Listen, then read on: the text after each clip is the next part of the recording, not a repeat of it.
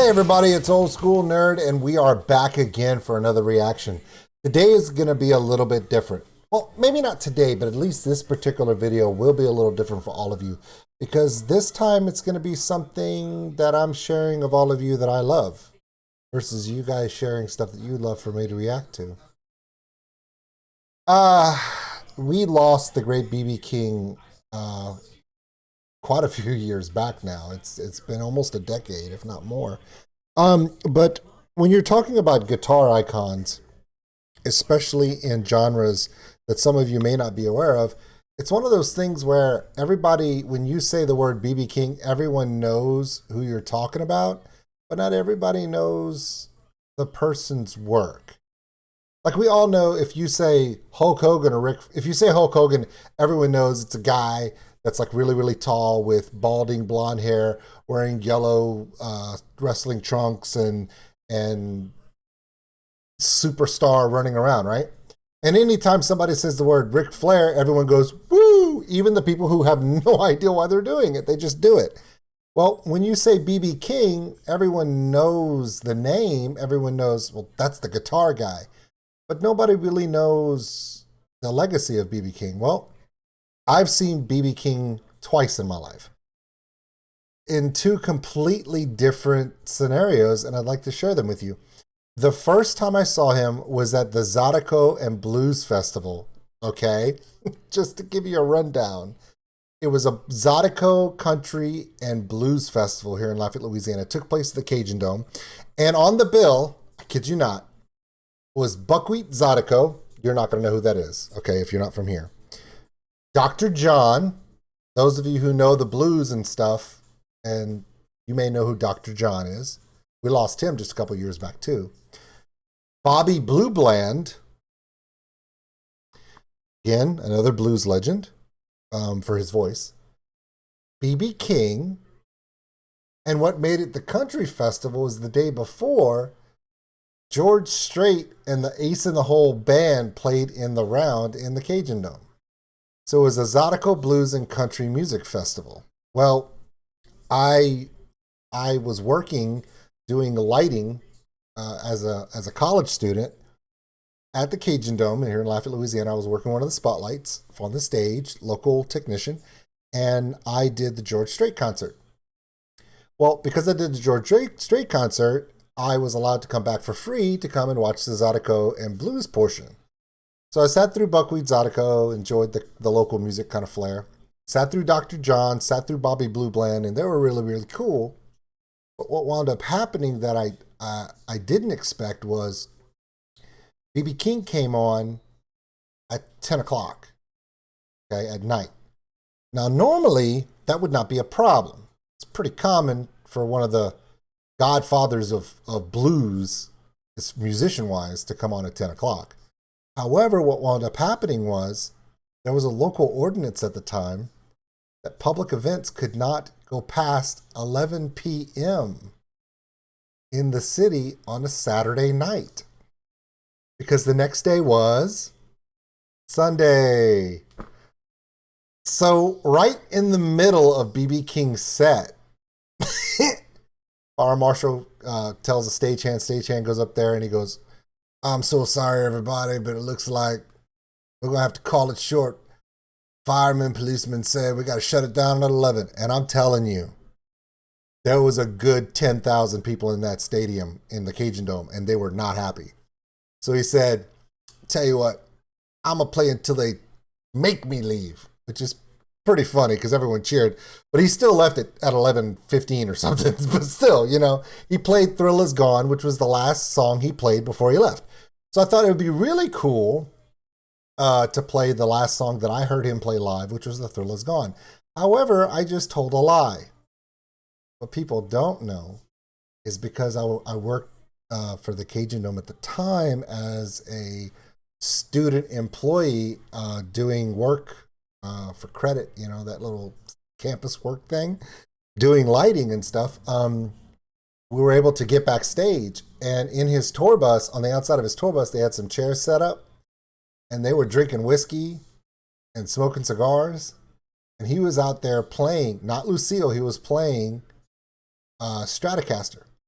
And a friend of mine growing up that I've known all my life, he had just started playing guitar, and he had a white Stratocaster, and he lived literally 30 minutes running across the parking lot in a neighborhood right there by the Cajun Dome. He ran home, got his Stratocaster, and stood outside the stadium while B.B. King and Bobby Blue Bland and a few other the band members are all just hanging around. It's kind of early in the night for them, and they can't play anymore, and everyone kind of went home, and they were just playing. And my friend at the time went up there, and B.B. King signed his Stratocaster. That little classic B King with a lazy G right there on it. Unfortunately, B.B. King signed it in the upper end of the guitar where your arm rubs when you strum. So it got rubbed off. Come to find out, my friend actually tracked B.B. King down to another show, somehow got and met up outside. I don't know how this guy keeps getting by tour buses, but somehow showed B.B. King's, one of his handlers, hey, Mr. B.B. King signed my guitar 3 years ago, and I've been practicing every day. But because I've been practicing every day, it rubbed away his signature. Is there any way maybe I could get him to sign it again? And whoever, whether it was a manager, road manager, handler, whatever it was, grabbed the guitar and said, can I give this back to you? And he goes, I'm not going anywhere. I'm right here. My friend stood outside of this tour bus, according to what he had told me. He stood out there for like 45 minutes. And when he came back, they had taken his Stratocaster. It was pearl white. It was a beautiful guitar. Took his Stratocaster, left the original mostly rubbed out. The B, and the K were almost all gone, and it was just kind of the ING with the lazy squiggly G. They had left that on there, but they had cut all the strings off of his guitar.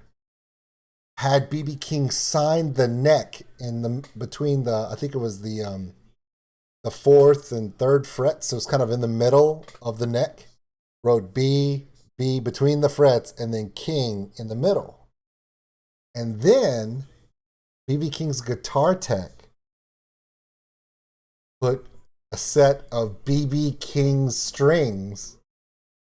He had just restrung Lucille. Are you understanding what I'm telling you?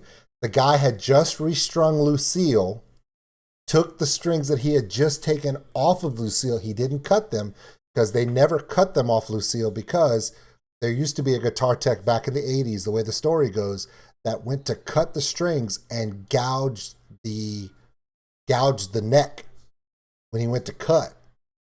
He was fired, but from then on, B.B. King said, I want you to unscrew them, pull them out, whatever. Even though the strings had been used, not only was his Stratocaster with B.B. King's signature on the neck, but he got Lucille's strings put on his guitar off of Lucille that had been played however many times before.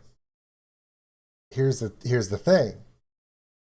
He never restrung that guitar. He still has it. He has it in a case. He does play it every once in a while. He's never going to restring it because...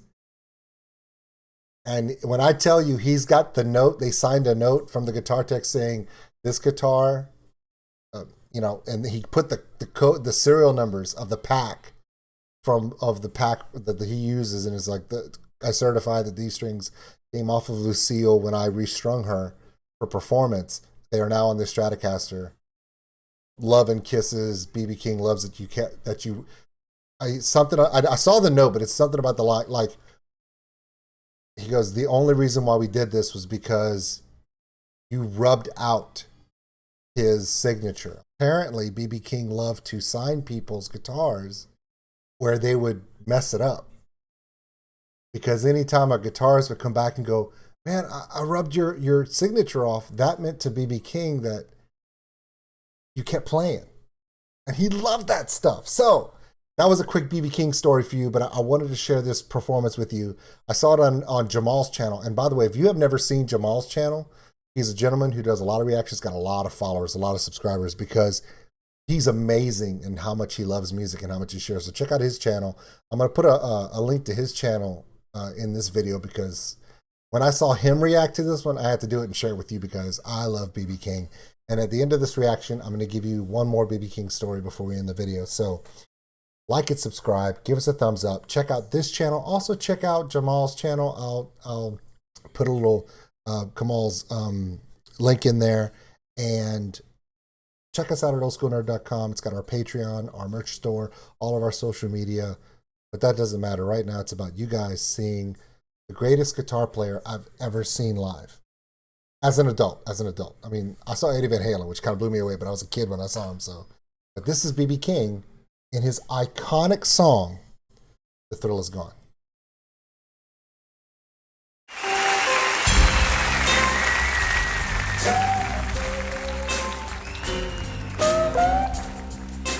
Okay, so BB King actually signed my friend Stratocaster just like this, in the neck. Except this was, I think this is part of an inlay, whereas he signed it between the here and here. He put B, and he put the K, and he put the ING real tight right here with that swooping G on the neck of his guitar, in a silver marker, so it would show up. I mean, come on, it's BB King. By the way, for those who don't know, BB King was not a small man. BB King suffered from diabetes for many years and later in his life. And one of the reasons why he stopped performing later in his life was because he couldn't feel the strings anymore. His diabetes had really gotten up. But that is Lucille. And it is one of the most iconic guitars in music history. Not the blues history, not rock history, not metal history, music history.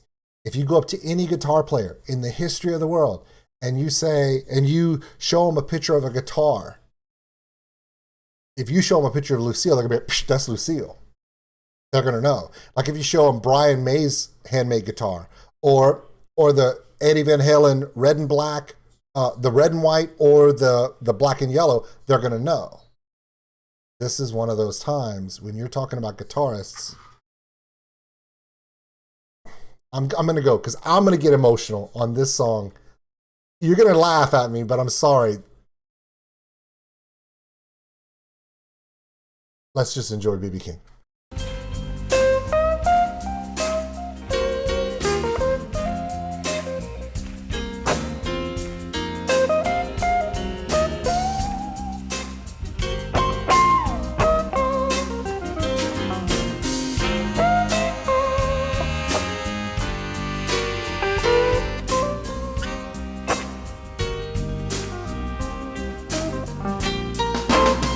Thrill is gone. Thrill is gone away. Thrill is gone, baby. Thrill is gone away. You done me wrong, baby. Gonna be sorry someday. Thrill is gone. Thrill is gone away from me. Thrill is gone, baby. Thrill is gone away from me. Oh no, I'm still living on. But so lonely.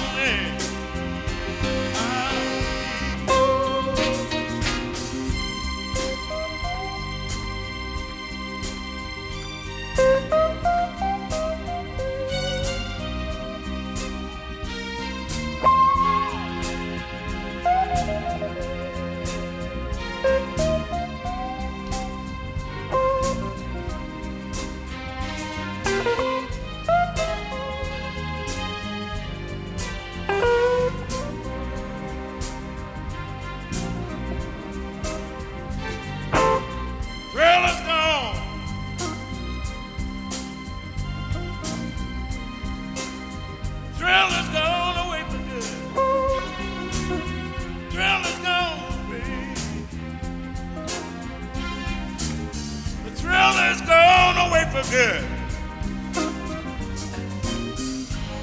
I know I'll build it all one day, baby. like I know a good man should. Free now, baby, and free from your despair. Free, free, free now, baby, and free from your despair. Now that it's all over, all I can do is wish you well.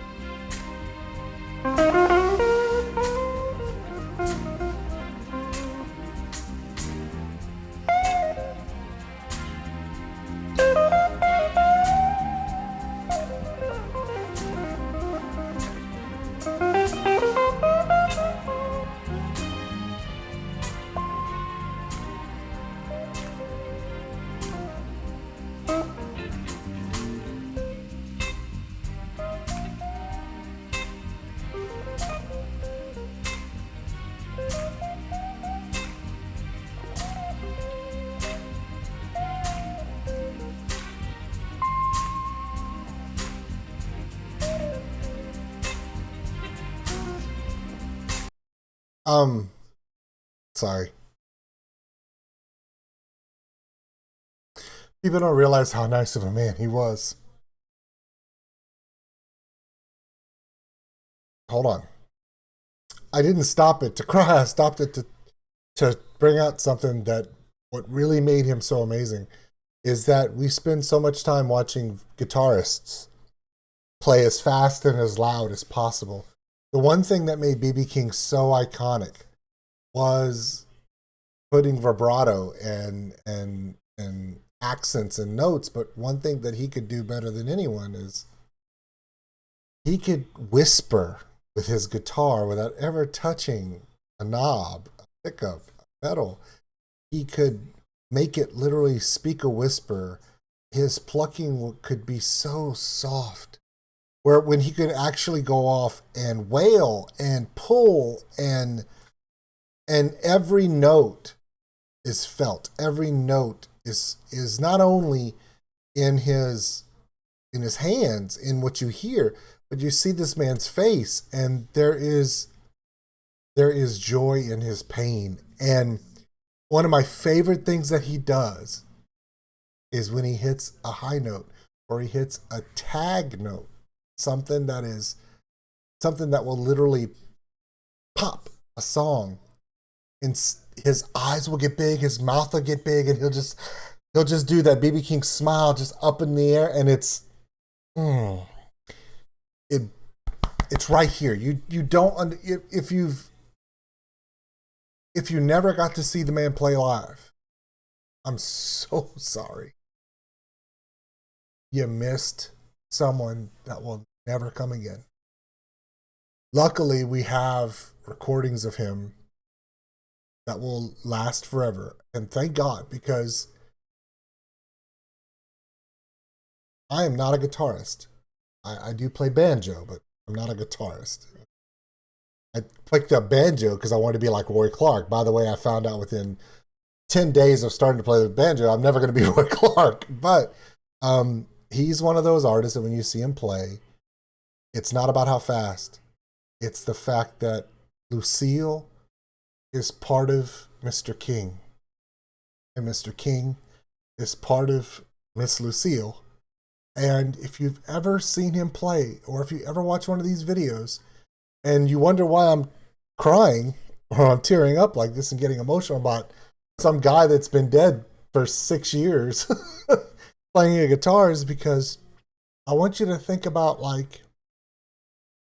your grandfather.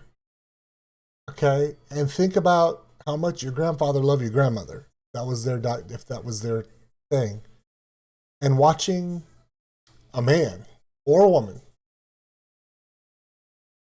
wrap their arms around their lifelong love and just dance. That's what that's like. He's not just playing that guitar. That guitar is him. In just a few minutes, in 2 minutes, this song's going to end. And I'm going to give you a story that to this day makes me cry. And I'm going to tell you how much this man meant to so many people and how simple and honorable and humble of a man he was. This dude could have been a complete a-hole his whole life, and he never was.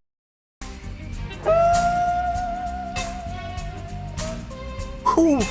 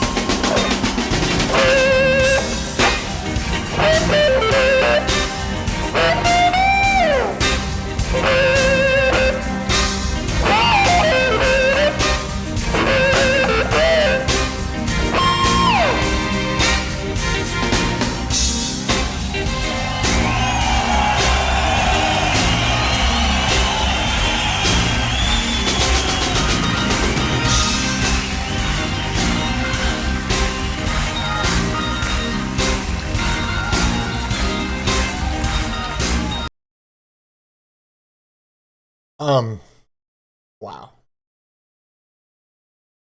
Okay, to describe the kind of person that would give me this kind of reaction, I'm going to now tell you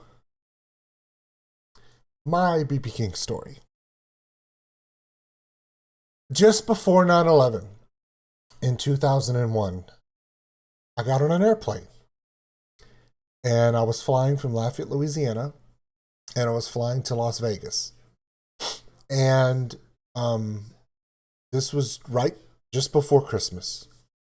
And I'm sorry, not Christmas. It was after 9/11. This was the Christmas after 9/11. Okay. 2001. It was the 21st. And we were flying to Las Vegas December 21st, 2001. And we had to fly through Memphis.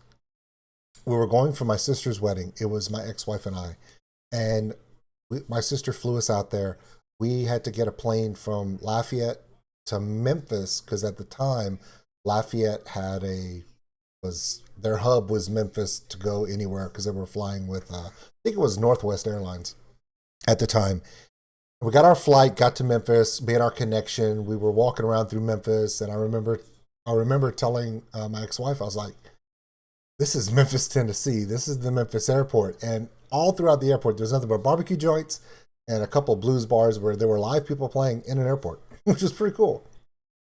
And this was after the concert at the Cajun Dome. This was after him playing extra for people because he didn't want to send them home after only an hour, and how he spent 45 minutes playing for just people in the parking lot next to his tour bus, and how he took the time to give a skinny little white kid some pointers for his Stratocaster and signed it. Right? So we're in Memphis and we're going to fly out to Las Vegas. And when we got on the airplane from Memphis to Vegas, they had already boarded first class, and my ex and I's seats were all the way to the back of the plane. And back then, it was right after 9/11. So they boarded first class, but then they loaded the plane from the back to the front. So that way people weren't having to, like if you loaded from the front to the back, it would, whatever. They loaded from the back to the front. So we're all the way to the back of the plane.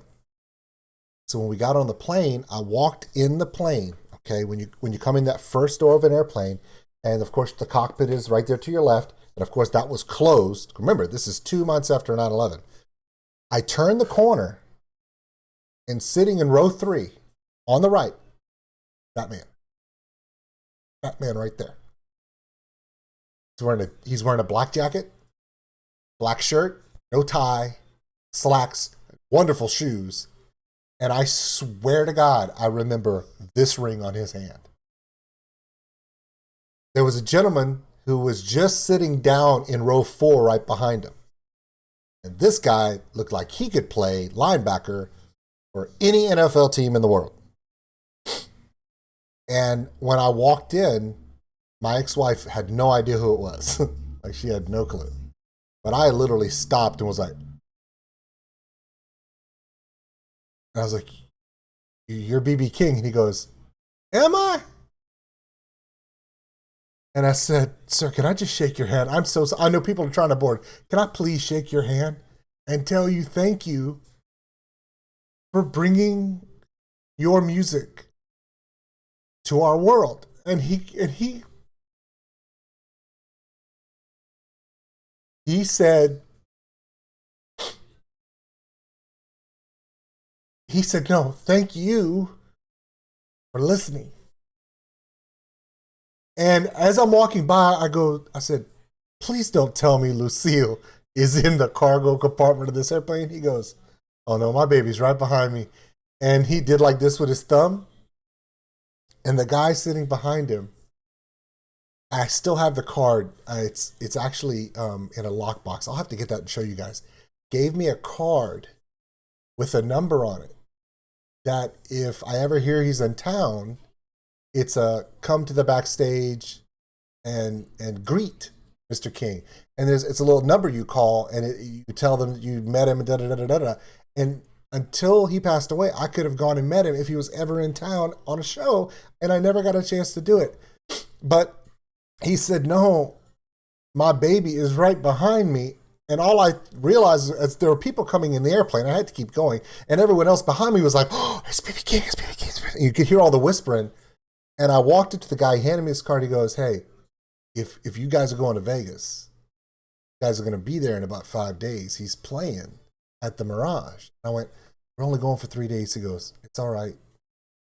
He goes, "He's going to be around." And I'm like, "Cool." Right next to him in the window seat, they actually had, okay, you can imagine you cannot put cargo in a cabin, right? You can't put any of that. They actually have a case, a hard case. Okay, if this is an airline seat, the case went on the bottom. It had black empty case part, then a wide body case that went up.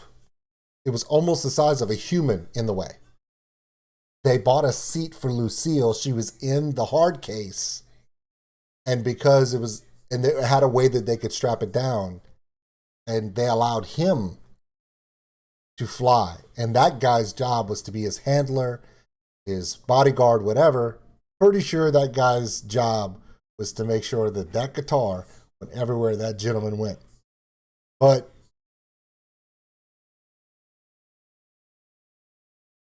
I know it seems stupid, but when a person who has no obligation to say hello, he could have ignored me. He could have just been like, "Get these motherfuckers on this plane so we can go."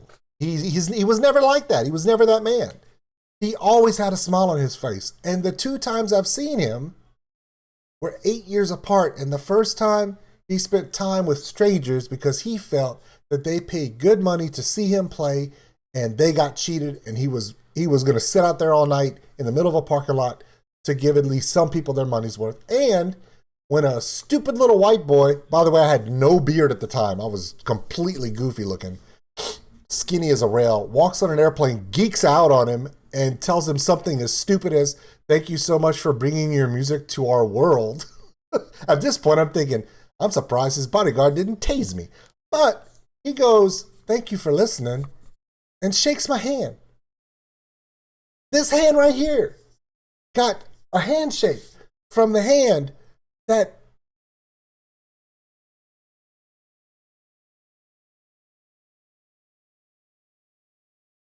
we lost him in 2015.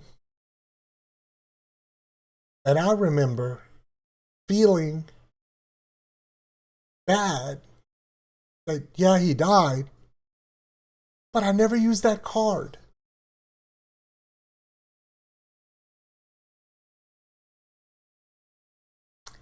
If there's someone out there, man, woman, non-binary, rock, metal, jazz, blues, if there's someone out there that inspires you, do not take the chance of taking it for granted. Because the highlight of that trip was I met one of the greatest guitarists of all time. And he took just a few seconds out of his world and shook my hand. To where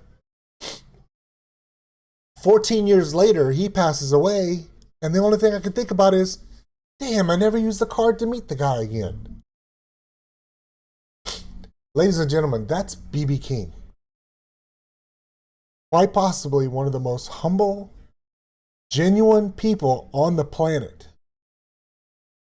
And we may find people that play guitar like him, but I have yet to see someone, anyone, that left it out on the stage and refused to let anybody keep him from connecting with the people that loved his music. I'm sorry, God. I'm crying like this, like it's some kind of, like he was my best friend or something, but I just met the man 2 times. But that's a genuine man right there. You know, they say they just don't make them like that anymore. They don't. You know how you know? Go find one person on Twitter right now with half the honor of that man right there. Yeah, go find it now. One thing's for sure. Fucking thrill is gone, man. It's gone away.